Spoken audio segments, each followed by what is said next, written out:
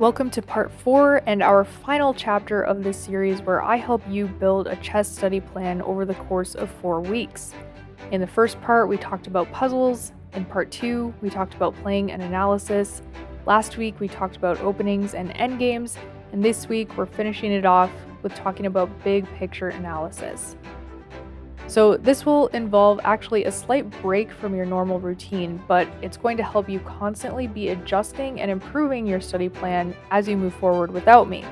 Usually I have these big picture sessions after a tournament, but if you're not an active over-the-board player, don't worry, you'll find these moments where you just feel it's time for a refresh. I would recommend at least once a month, at most once a week. And these involve a deep dive into at least one of your lost games, and try to choose one where you didn't lose on time or just blunder your queen in 5 moves. Pick one where on the surface you're not really sure where you went wrong.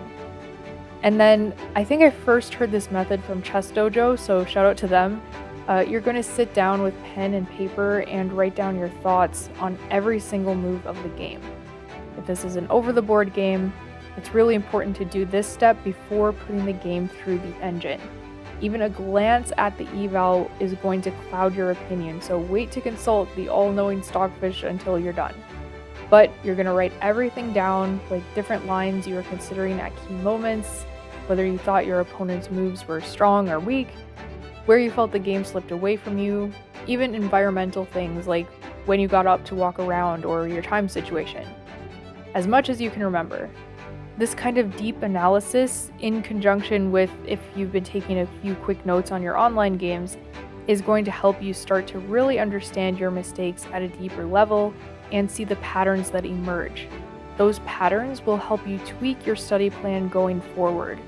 Maybe you need to work on endgames. Maybe you're missing some simple tactics and need to give a little more time to those easy puzzles we talked about way back in the first video. Whatever weaknesses you find in your play, don't ignore them, improve them.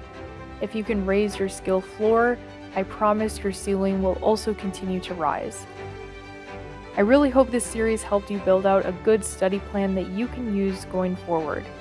Again, no matter how much time you have, if you can incorporate these elements to use your time efficiently, you will start to see improvements in your chess. If you missed any of the other videos, I'll link them in the description, and feel free to add your own tips in the comments.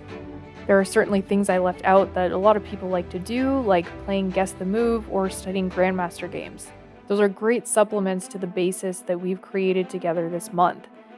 Thanks again for joining me. If you like this series, please consider subscribing. It helps me out a lot. I'll see you soon.